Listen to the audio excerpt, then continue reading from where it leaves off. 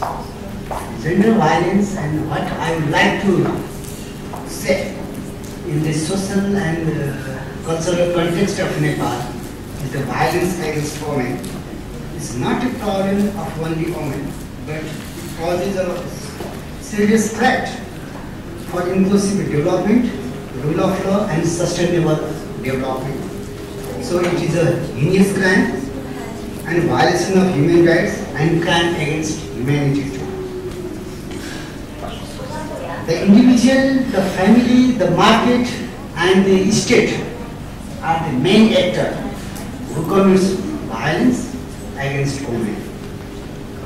So, to my mind, first of all, these institutions should realize and acknowledge this fact and must take some actions to eradicate the violence of gender-based violence. I think the Federal Republic of Nepal is in the process to eradicate gender-based violence and domestic violence by making legislative framework, policy framework, procedural framework, and institutional framework. Let me say about a legislative framework that deals with domestic violence and gender-based violence.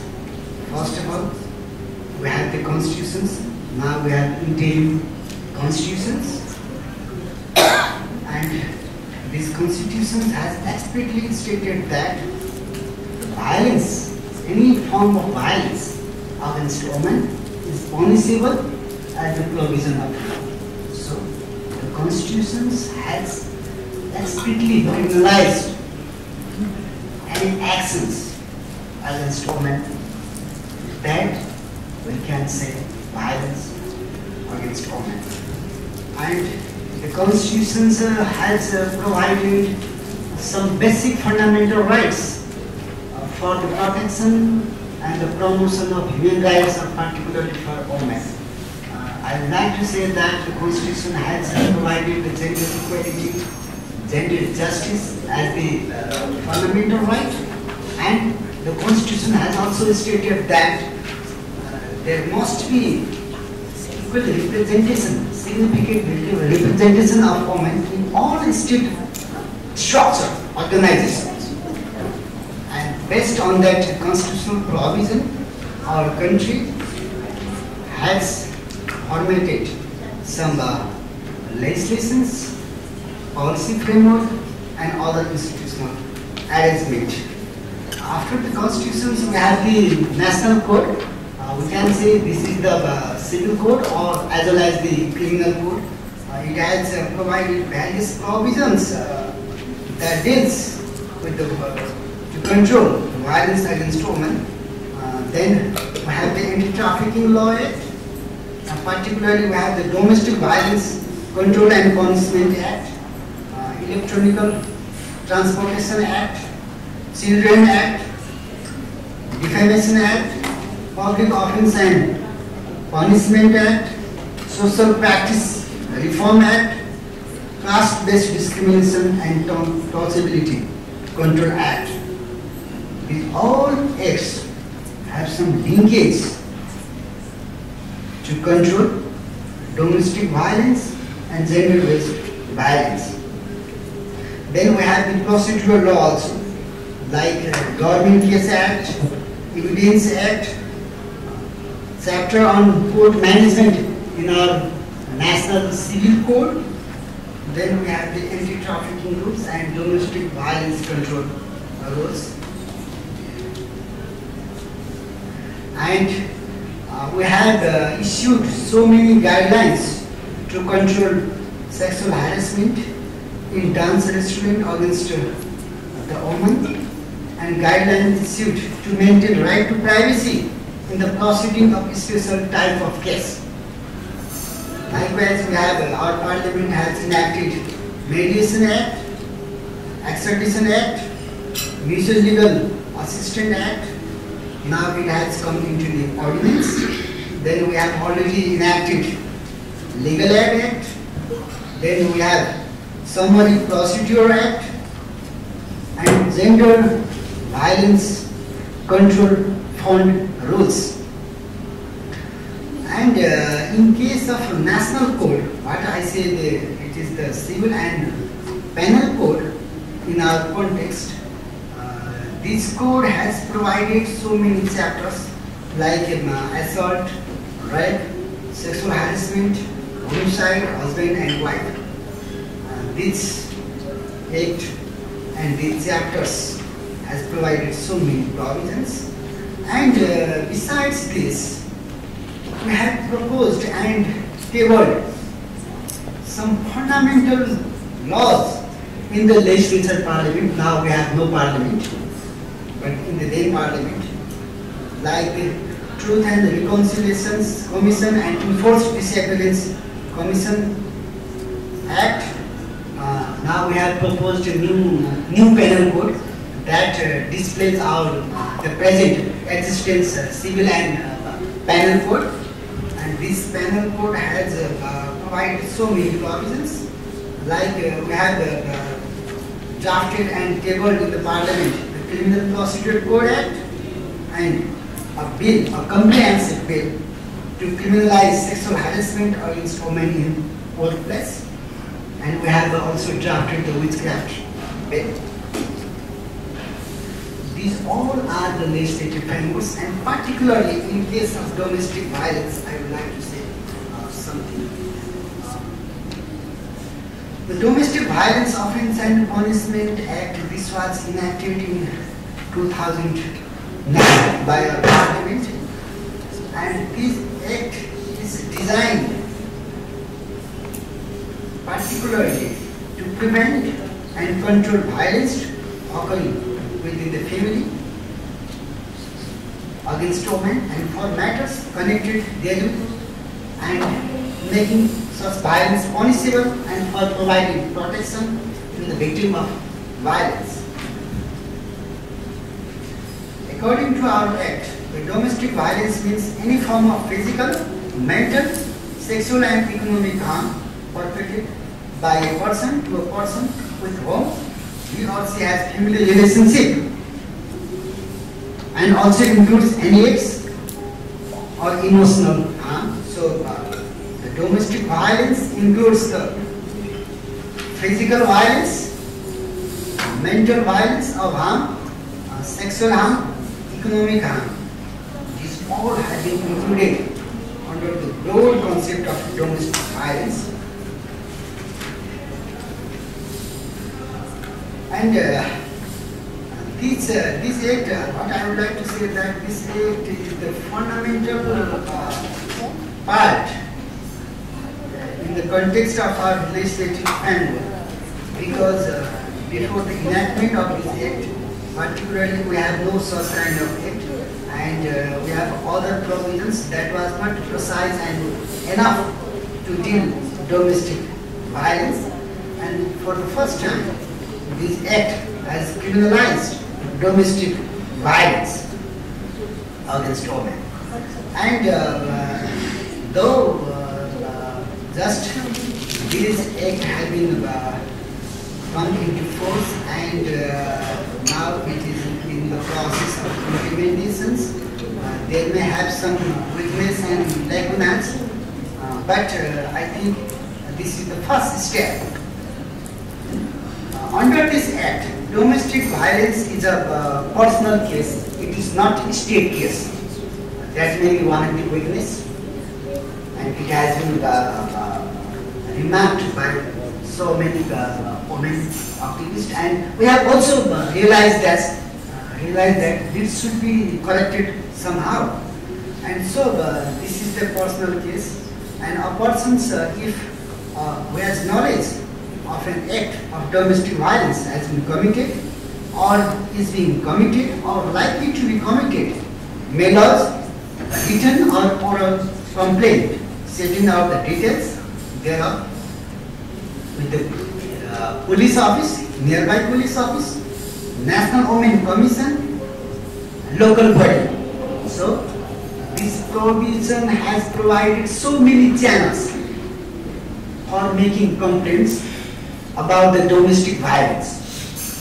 So So the victim can lodge complaint to the police, national women commissions, local bodies, and to some extent directly to the court of law. And besides this, we have the constitutional organ, national human rights commissions. Under the jurisdiction of national human rights commissions, to victim may lodge some complaint to that commissions.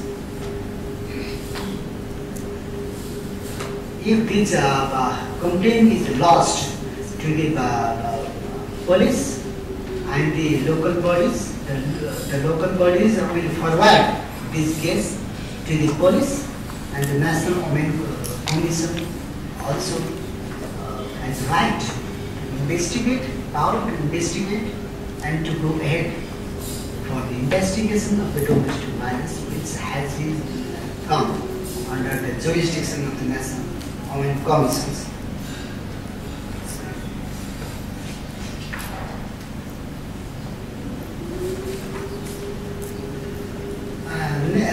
When we talk about some provision of this Act, first of all, I would like to say that the court has also some roles to investigate and to issue some protective and interim protection order if the demands, if the situation requires.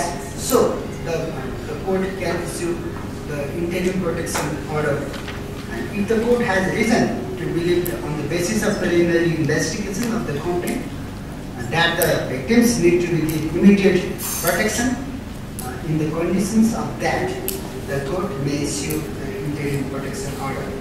That interim protection order may be that to allow the victim to continue to live in the shared house, to provide her with food, clothes, to not cause physical injury to her, and to behave with in a civilized and dignified manner. This may be one interim order. The next may be to manage for necessary treatment or to give money for the treatment of the victim if she has suffered physical or mental injury. Next, to make necessary arrangement for the separate stay of the perpetrator in the case that it is not conducive for them to live together, and to make necessary arrangement for the maintenance of the victims. And another may be to not insult, threaten, or behave in an uncivilized manner, or not to cause to do this acts. This order issued against the perpetrator. And next, to not harass the victim by intruding his or place of separate residence, public roads, interning or place of employment, or through the communication media, or in any manner. Next, to carry out or forced to carry out necessary and relevant actions for the protection and welfare of the victim. In addition to this, if it is found necessary that to provide protection from the preliminary investigations by the court, then the court has power to issue an appropriate order for the protection of the minor children or any other dependent of the victims. So the court has broad power to issue interim protection order. And the next remarkable point is that in the case of domestic violence, in the proceeding of the domestic violence case, this is conducted in the Canberra court. So the right to privacy of the victim may be maintained under that provision. And we have proposed that the domestic violence case must be settled at the earliest. So the Act explicitly states that the court or other bodies must adopt a summary procedure. The Summary Procedure Act is designed to dispose the case in the short period.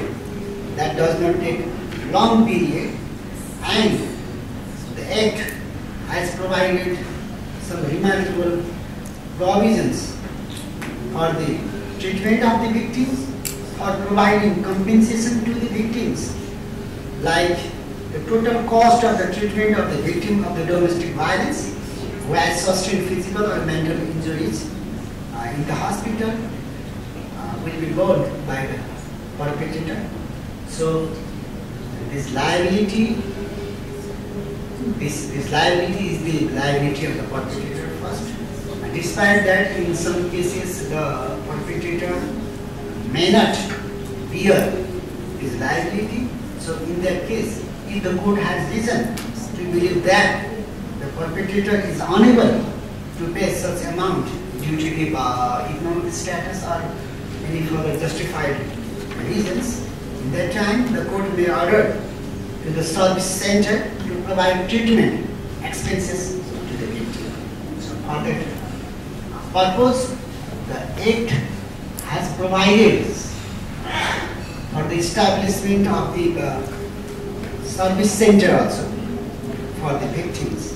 And in regards to the case of compensations, first of all, the Act explicitly states that it is the perpetrator who has to pay compensations to the victims. And if the perpetrator is unable to pay such a compensation, at that time the state may manage for that purpose, and for that purpose service center has been established by the provision of this Act. In that case, the government of Nepal, if it deems necessary, may establish service center for the purpose of immediate protections of the victim and for separate accommodations of the victim during the course of treatment.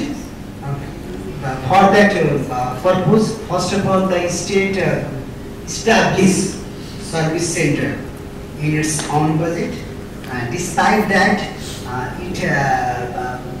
it allocates or it provides budget to any organizations that establish under the supervision of the government to establish service center for the immediate protections and the treatment of the victims. And service center has the vital role for the protections and the accommodations for the victims. And the service center may provide, as per the necessity of like the legal aid, other type of consultation service, psycho-consultation service, psychological service, and economic aid to the victim under the certain terms and conditions. And for that purpose, we have provided some guidelines and instructions. And for that purpose, we have established a fund, and from that fund, we have provided some amounts to all of our 75 districts in the case of the emergency situations or the treatment of victims. And another major remarkable provision of this Domestic Violence Control Act is the service fund. This service fund is established by the government or other organizations for the purpose of providing compensations and for other support to the victims. And this service fund may be from the state and from other organizations, and the state provide some amount to that fund. Besides that, this fund may receive money from national and foreign organizations, institutions and individuals under the certain terms matched by other sources. And the management and the operation of the service fund is regulated by the rules and the guidelines enacted by the government. And in case of the penalty in the course of the domestic violence, though this act has only some provisions. So, so the penalty is very less. And so this has been criticized also. Like a person who commits an act of domestic violence is punishable with a fine of 3,000 rupees, from 3,000 rupees to the 25,000 rupees, or 6 months of imprisonment or both. So the penalty is not so great. It is a small type of penalty. It is concerned only with the domestic violence. And one major thing is that this act has presumed that there may be chance of mediations in some particular situations between the victims and the perpetrator. So, if the situations justify that, there is the possibility of mediations between the victim and perpetrator. The police, the local bodies, even the court, the National Women Commissions conduct mediations for that purpose. But these provisions may be abused, but the basic philosophy and the principle is that only the minor case may come under the jurisdiction of the mediations.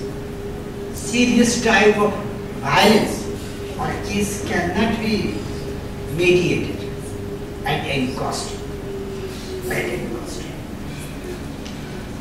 So we have the Mediation Act also. These Mediations Act provides some guidelines for the mediations. And in regards to the limitations to file a case, there is the Act has said that the complaint may be filed within 90 days from the commission of the crime. So it is the short period also. And despite these, we have the other act that may have provided some of the provisions to deal with the domestic violence, and other legislative framework also may be applied in the case of domestic violence, because this act has clearly says that if any provision is not mentioned in this act, that provisions is dealt with by other existing laws made by the Parliament or laws. And under the power given by this act, we have enacted the domestic violence rules. Besides that, we have enacted some action plan, strategy, and some structural adjustment. In the case of the implementations, I have to say that the implementation is not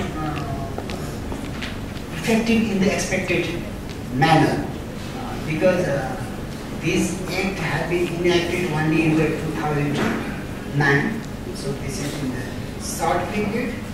But in the case of the implementations, what we have found that the awareness has been increased